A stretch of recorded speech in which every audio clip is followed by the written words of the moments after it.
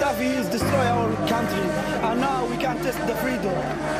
But the way these revolutions began caught the world off guard. And the mobile phone.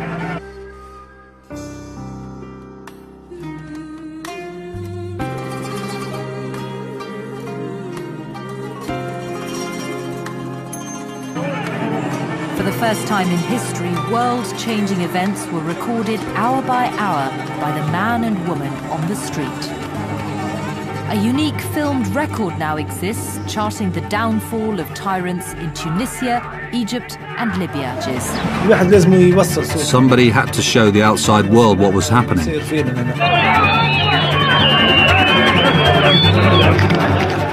We wanted to get on with our work, but they wouldn't let us. They called what we did a public disorder. We had to pay a lot of bribes to get our stuff back. And when we asked why, they would ignore us. That's what it was like. On Friday, December the 17th last year, Mohammed Bouazizi set up his stall near the central mosque, but he didn't have the money needed to pay the bribes to be there. On Friday, he went and he set up his stall to start selling his produce. And then a policewoman arrived and took everything off him.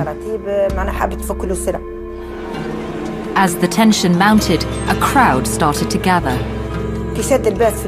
She stood in front of him, smacked him in the face, spat at him, and she swore at him. He got very upset and started crying.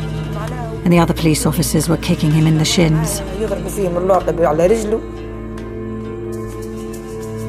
Humiliated, Mohammed headed here to the town hall, where he tried to lodge a complaint, but it fell on deaf ears. They didn't want to listen to him. They didn't want to open the door to him. He was terribly upset and disappointed. He'd lost his confidence, self-control, his hope. When he left here, he went to a nearby shop and bought a bottle of fuel. He returned here with the fuel, chose a spot in front of the same building, poured the fuel over himself, and then set himself alight. Horrifically injured, Mohammed was taken to hospital. In this small, closely knit town, word travelled fast. Bouazizi's frustration struck a chord both here and across the Arab world. Mohammed burned himself because he had no job, no money and no prospects.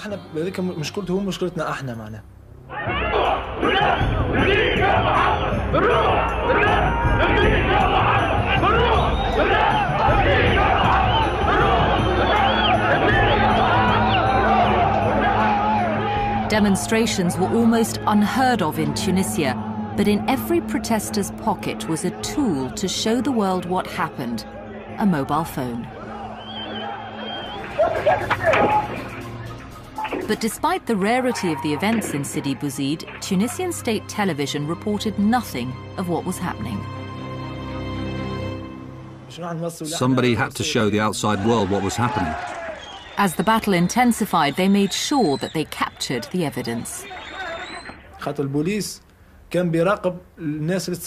Police were looking for anyone filming to arrest them. But we had people filming from the front line and from the rooftops. They weren't professionals, but they knew how to do it.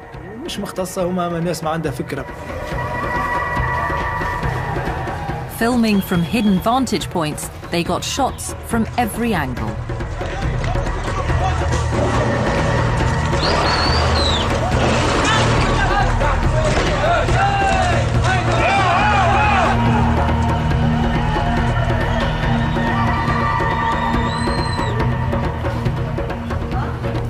They knew there was one way to show the images to people across Tunisia: Facebook. The video I saw showed burned out cars, young people throwing stones, and it was a video taken on a mobile. One of the young people throwing stones was saying, "Who is going to let our voice be heard? We're not animals, so why are we being ignored?"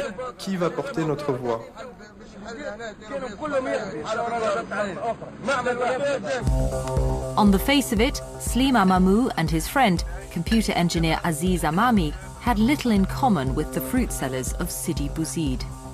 They were university educated, privileged, the children of the well-to-do. What they shared was a hatred of their president and a frustration that they couldn't speak freely in their own country. Ben Ali was so stupid and arrogant that he wouldn't let anyone have a laugh about him. And when you can't have a laugh, you can't criticize. You can't have a view, and you can't even have your own personality. That's what made me hate him most.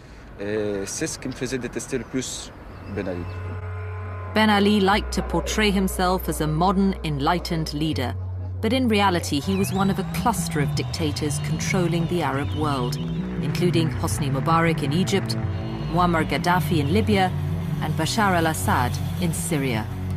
They rigged elections and tortured dissidents. Fear is an enemy. You can't live when you're afraid. As I saw it, what blocked Tunisia was this cycle of fear, and we had to start breaking the cycle of fear. When the activists saw the footage coming out of Sidi Bouzid, it was the opportunity they'd been waiting for.